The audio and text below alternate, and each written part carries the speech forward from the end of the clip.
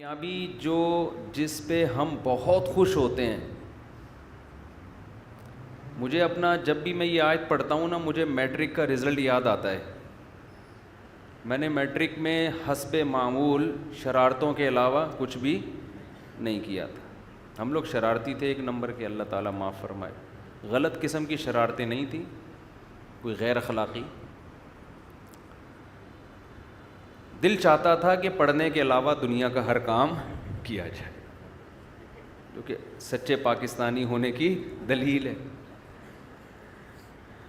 تو مجھے امید ہی نہیں تھی کہ میٹرک میں کوئی اچھے نمبر آئیں گے میرے, اور نقل بھی نہیں کرنی تھی. یہ بھی فیصلہ کیا ہوا تھا وہی نقل پھرے ورے نہیں چلانے. گھر سے صلواتیں شروع ہو چکی تھیں کہ اس کا رزلٹ کوئی اچھا نہیں آئے. امتحان کے دنوں میں پھر ہم پر ایک ٹینشن مسلط ہوتی تھی کہ یار اب کچھ پڑھ لو, پورے سال تو کھیل کود میں گزارا ہے, شرارتوں میں مستیوں میں. اب ایک گھر والوں کا دباؤ بھی ہوتا تھا. تو بالکل امتحان جب سر پہ کھڑا ہوتا تھا پھر پڑھنے کی کوشش شروع کرتے تھے. یہ ہو کیا رہا ہے, کتابیں لے کے بیٹھے ہوتے تھے. تو مجھے یاد ہے اپنا دن کہ میٹرک کا جب رزلٹ اناؤنس ہوا تو میں نے کہا میرا تو پتہ نہ صاف ہو جائے کہیں. تو میرا بی گریڈ آیا اور بڑی اچھی پرسنٹیج تھی, اے گریڈ تو نہیں لیکن بی. میں بہت خوش تھا اس دن. حالانکہ یہ بہت وقتی یہ خوشی ہے, یعنی اگر آپ فیل بھی ہو جاتے تو ایک سال سپلیمنٹری میں آپ ٹرائی کر لیتے یا اگلے سال دوبارہ دے دیتے. گھر والوں سے تھوڑی سی صلواتیں سننے کو ملتی نا, کھانا پینا بند تھوڑی ہونا تھا, وہ اسی طرح چلتا رہتا. اور اگر گھر والوں کی ٹینشن سے بچنا ہے تو دوبارہ فیل ہو جاؤ, پھر اگلے سال پھر فیل ہو جاؤ, تو گھر والے خود ہی بیزار آ کے کہتے ہیں کچھ اور کر لے بھائی.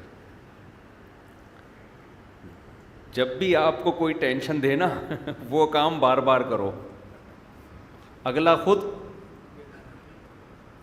پریشان ہو کے آپ کو پریشان کرنا چھوڑ دے گا. اصول یاد رکھو. دوسری شادی کر لی, مصیبت میں آ گئے, صلواتیں گالیاں تیسری بھی کر لو,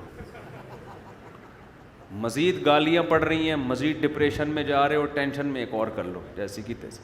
لوگ خود ہی بیزار آ جائیں گے, یہ بندہ ٹھیک ہے ہی نہیں, اس کو اپنے حال پہ چھوڑ دو. تو لوگ آپ کا کانفیڈینس چیک کر رہے ہوتے ہیں, ٹھیک ہے نا, یہ کتنا ڈھیٹ ہے. تو ایک دفعہ فیل ہو گئے, اگر آپ چاہتے ہو کہ ٹینشن پارسل کرو, خود ٹینشن نہ لو, تو دوبارہ بھی فیل ہو جاؤ. خیر ہمیں توقع نہیں تھی, بہت اچھے نمبر آ گئے تو بڑی خوشی ہوئی. تو مجھے وہ دن یاد آتا ہے. آواز صحیح آ رہی ہے آپ سب کو؟ تو مجھے وہ دن یاد آتا ہے کہ یار کتنی خوشی تھی, حالانکہ وہ تھوڑے دنوں کی ہے. کوئی ایسا بھی نہیں ہے کہ فیوچر اگر فیل ہو رہے ہیں تو ہمیشہ کا فیوچر تباہ ہو گیا. او بھائی سپلیمنٹری میں دے دینا, اگلے سال دے دینا, اگلے نہیں تو اگلے سال, ایک سال ضائع ہو جائے گا نا. اور پھر دنیا میں ہر کامیاب آدمی کے پیچھے تعلیم تھوڑی ہے. آپ تو ماشاءاللہ باڈی بلڈر ہیں, آپ جم چلا رہے ہیں نا, تو اس کا ایجوکیشن سے کوئی تعلق ہے؟ بالکل بھی نہیں. اگر یہ پڑھے لکھے زیادہ پڑھ لیتے تو یہ جو ابھی ان کو عزت یا ترقی ملی ہے, صحت ہی نہیں ہوتی. سب سے پہلی بات ہی دنیا میں, دنیا کی نعمتوں میں سب سے بڑی نعمت صحت ہے. ایک آدمی جو پی ایچ ڈی ڈاکٹر ہو یا کوئی بہت بڑی فلم ہو, صحت اچھی نہیں ہے, اس سے وہ ٹماٹر بیچنے والا زیادہ اچھا ہے جس کی صحت اچھی ہے. سمجھ رہے ہو؟ جو صحت اچھی ہے نا, جو ٹماٹر بیچ رہا ہے وہ زیادہ اچھا ہے. میں تبھی تو لوگوں سے کہتا ہوں, میں جب گاؤں دیہاتوں کی زندگی کو دیکھ کر آیا, میں نے دیکھا 100 سال لوگوں کی عمریں ہیں, پہاڑوں میں رہتے ہیں, چکی ان کی پانی سے چلتی ہے, آرگینک گندم خود اگاتے ہیں, خود کھاتے ہیں. ٹریکٹر ان پہاڑوں پہ چل نہیں سکتے, بیل سے ہل چلاتے ہیں. ان کو تمام لذتیں ان پہاڑوں میں حاصل ہیں جو ہمیں آج ترقی کے دور میں بھی حاصل نہیں ہیں. ان کی عمریں بھی اچھی, ان میں کوئی ڈپریشن کا مریض نہیں ہے, اور ان کی اولادیں بھی زیادہ, ان کے بچے بھی ماں باپ کا بہت احترام کرتے ہیں, ان کے ہاں اولادوں کے وہ مسائل نہیں جو آج ہمارے معاشرے میں.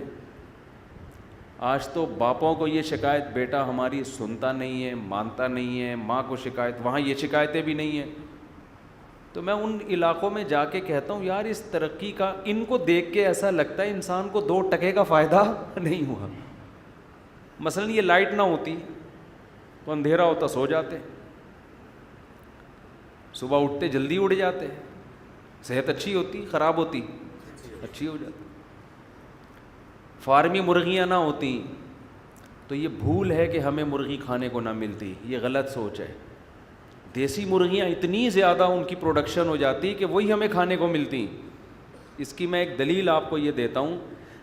جب تک مچھلی کی فارمنگ شروع نہیں ہوئی تھی, سمندر کی اور دریا کی آرگینک مچھی بہت ملتی تھی, ہمیں بہت ملتی تھی. سمندر رزق کے دروازے اس نے کھولے ہوئے ہیں, وہ دے رہا ہے, نکالو کھاؤ. ایک فلسفہ گڑھا گیا کہ یہ جو آرگینک مچھلی ہے یہ ہمارے لیے کافی نہیں ہے. اصل میں یہ بزنس کے نقطۂ نظر سے فارمنگ شروع کی گئی ہے. یار اس کی آواز کنٹرول کریں, میرے کان گونج رہے ہیں قدیر بھائی. بزنس کے نقطۂ نظر سے یہ فارمنگ شروع کی گئی ہے, بزنس کے پوائنٹ آف ویو سے. اس کا نقصان یہ ہوا کہ جب تاجر کو سستے میں اتنی زیادہ مچھی وہ پیدا کر سکتا ہے تو وہ آرگینک کی طرف جانا اس نے چھوڑ دیا. اس کی پروڈکشن ویسے ہی کم ہو گئی. اب لوگ سیٹ ہو جائیں گے کس پہ؟ آہستہ آہستہ فارمی مچھی پہ سیٹ ہو جائیں گے. جب فارمی مچھی پہ سیٹ ہو جائیں گے تو پھر وہ آرگینک بھی وہ ہو جائے گی ونس اپون اے ٹائم کہ ہمارے باپ دادا سمندر سے مچھی پکڑ گئے یا دریا کی اوریجنل مچھی پکڑ کے کھایا کرتے. حتیٰ کہ اب آپ فشری جاؤ گے نا, وہاں بھی آپ کو فارمی مچھلی مل رہی ہے, تو سمندر کے کنارے بھی آپ کو سمندری نہیں مل رہی. تو ہم نے گاؤں دیہاتوں میں بھی وقت گزارا ہے جو فارمی مرغی جانتے نہیں تھے, لیکن وہ دبا کے دیسی مرغی کھاتے ہیں. جب کہو کھلائیں گے وہ, اس لیے کہ لوگ پھر پالتے ہیں.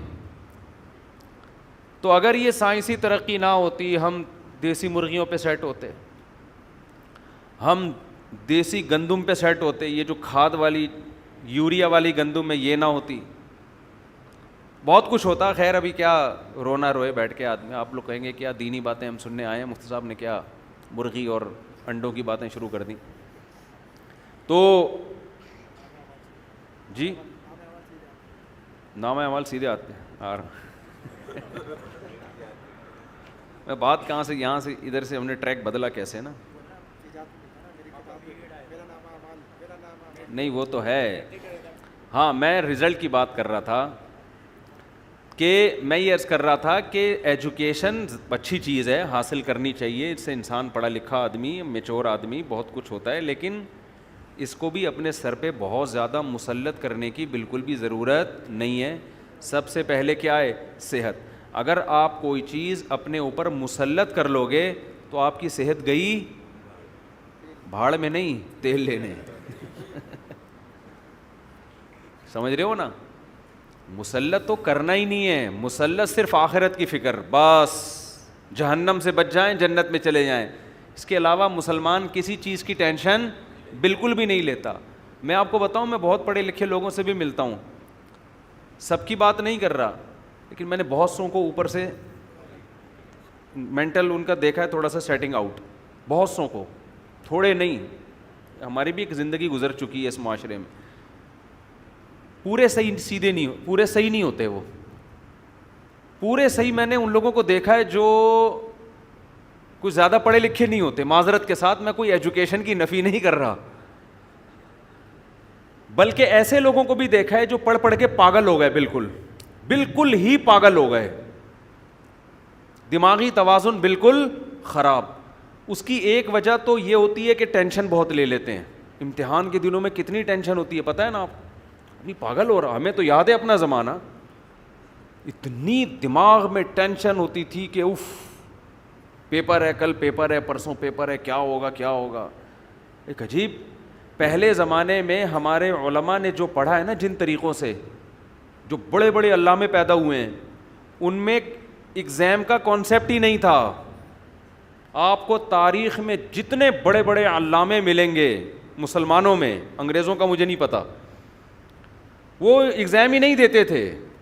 وہ ہوتا یہ تھا, کسی کو ٹیچر بنایا, جو جس فن میں ماہر ہے اس کو اپنا ٹیچر بنا کے اس فن کو اس سے سیکھنا شروع کر دیا. بس کوئی ایگزام نہیں ہے, آپ کی اپنی چاہت پر ہے کہ آپ سیکھنا چاہتے ہو تو سیکھو. امتحان ہم کیوں لیں بھائی آپ سے, امتحان کیوں لیں؟ آپ کا اپنا نقصان ہے اگر نہیں پڑھ رہے. امتحان لے کے ہم نے کیا کرنا ہے؟ سمجھ میں آ رہی ہے بات؟ تو طالب علم کو یہ احساس ہوتا تھا کہ بھائی میں اگر پڑھوں گا تو میرا فائدہ ہے, نہیں پڑھوں گا تو چھوڑو یار, رکشا چلاؤ, ٹماٹر بیچو, کچھ اور کام کرو.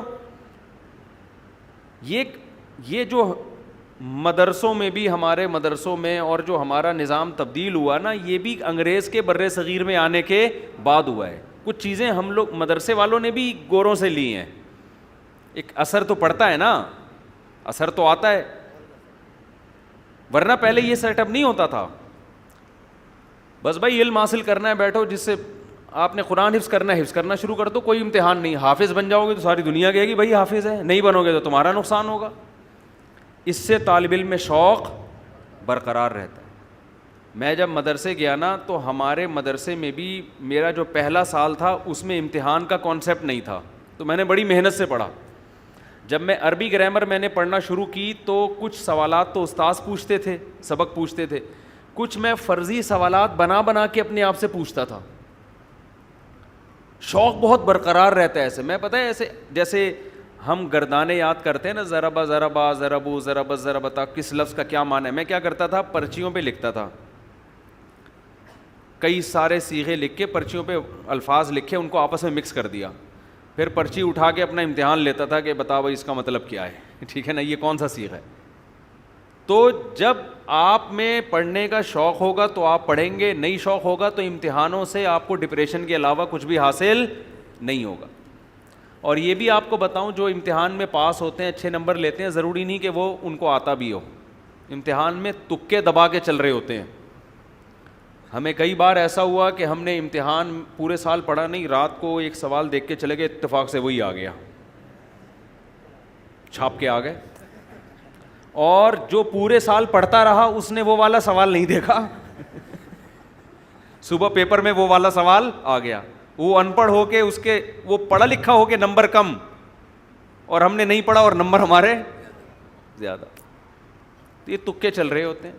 تبھی جو کمپنیاں ہیں نا, جو صحیح کمپنی ہے, وہ آپ کے فن کو دیکھتی ہیں کہ آپ کو آتا کیا ہے. آتا ہے تو ٹھیک ہے, آ جا, نہیں آتا چل بھائی نکل یہاں سے. وہ ڈگریاں کہہ رہے ہیں اپنی پینٹ میں رکھو اس کو, ہمارے کسی کام کی نہیں ہے.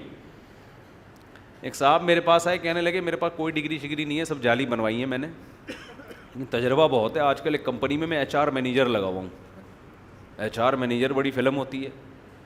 تو میں نے کہا تمہیں, کہہ رہے بس ہم ایسی ٹوپی کرا کے نا کمپنیوں میں گھستے گھستے یہاں تک پہنچ گئے. کہہ رہا ہے لیکن بھاری بھرکم تنخواہیں مل رہی ہیں مجھے, کیونکہ میں کام ان لوگوں سے زیادہ کر کے دے رہا ہوں جو پراپر پڑھے ہوئے. ڈگریاں بنا لی تھی اس نے. تو کہاں سے کہاں بات چلی گئی. جو اصل بات میں آپ سے عرض کر رہا تھا, یہ تو درمیان میں یہاں بات آ گئی نا. اصل بات میں عرض کر رہا تھا کہ موضوع میں تو ابھی آ رہا ہوں انشاءاللہ سورہ الحاقہ کی طرف, لیکن کچھ بیچ میں غریبیاں بھی چلتی ہیں. تو بار بار آپ سے یہ عرض کرتا ہوں, کیونکہ اتنے ڈپریشن کے مریض آ رہے ہیں ہمارے پاس پورا ہفتہ, tension depression stress, tension depression stress. یہی لفظ سن سن کے بیزار ہو گئے ہم. تو کیوں لے رہے ہو ٹینشن یار, اپنی صحت پہ کبھی کمپرومائز نہ کرو, اور اللہ پہ اعتماد اور توکل کرو گے تو ٹینشن ختم ہوگی. اللہ پہ اعتماد نہیں ہے نا, اسباب پہ نظر ہیں, یہ کروں گا تو یہ ہو جائے گا, یہ نہیں کیا تو یہ نہیں ہوگا, تو گئے بس کام سے. جب ڈکشنری سے اللہ نکل جاتا ہے نا, پھر آدمی کہتا ہے اگر میں یہ کروں گا تو یہ ہوگا, یہ نہیں کروں گا تو یہ نہیں ہوگا, اور یہ کیا جا نہیں رہا ہے مجھ سے. یعنی وہ کہتا ہے اگر میں پڑھوں گا تو عزت ملے گی, پیسہ ملے گا, نہیں پڑھوں گا تو نہ عزت ملے گی نہ پیسہ ملے گا. تو چلو پڑھ لو. اب پڑھنے کے لیے بیٹھا ہی نہیں جا رہا اس سے. پڑھائی کے لیے بیٹھا ہے تو کتاب نہیں پڑھی جا رہی, پڑھ رہے تو سمجھ میں نہیں آ رہی, کسی ٹیچر کو رکھوایا وہ بھی نہیں سمجھا پا رہا, 6 دفعہ سمجھا رہا ہے تو بھی سمجھ میں نہیں. ہر آدمی کا مینٹل لیول ایک جیسا تھوڑی ہوتا ہے. پھر آدمی کہتا ہے کیا عذاب میں پھنس گیا یار میں. پھر الٹے الٹے خیالات, ابے میرا وہ فلاں دوست تو پڑھ لیا, وہ تو امریکہ چلا گیا, تو بیٹا گٹر کے ڈھکن صاف کرے گا بیٹھ کے, اپنا فیوچر تو دیکھ لے. میں نے اپنی زندگی میں اس طرح لوگوں کو اپنے سامنے پاگل ہوتے ہوئے دیکھا ہے. ہمارے محلے میں ایک نوجوان تھا, پڑھ نہیں سکا, وہ ڈپریشن سے پاگل ہو گیا, اتنا پاگل ہو گیا کہ جو بالکل پاگل نہیں ہوتے, بال کھول کے گھوم رہے ہوتے ہیں, یہ والا پاگل.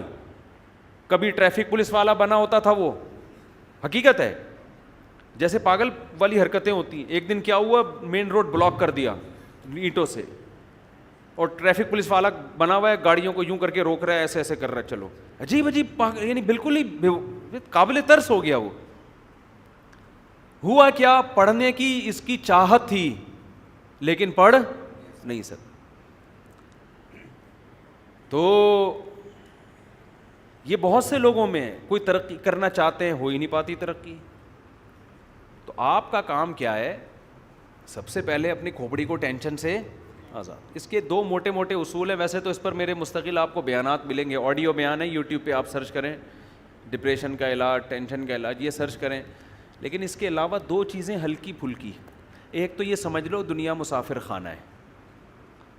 مسافر خانے کا مطلب یہاں ٹینشن ختم کرنے کی کوشش ہی نہیں کرنی ہے. اس کی کوشش کرو گے نا بہت زیادہ تو یہ بڑھے گی, کم نہیں ہوگی. جیسے وسوسہ ایسی چیز ہے, جتنا دماغ سے نکالو گے اتنا ہی دماغ میں گھسے گا. اگر آپ واش روم میں بیٹھ گئے, پیشاب کرنے کے بعد آپ نے کہا قطرہ آنا جب بند ہوگا تو میں اٹھوں گا, قیامت آ جائے گی, آپ کا قطرہ آنا بند نہیں ہوگا.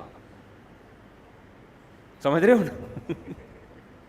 جو وہمی ہوتے ہیں نا ان کے ساتھ ایسا ہی ہوتا ہے, وہ بیٹھے رہتے ہیں بیٹھے رہتے ہیں بیٹھے رہتے ہیں, چکر آنا شروع ہو جاتے ہیں, قطرہ بند نہیں ہوگا ان کو. کیوں؟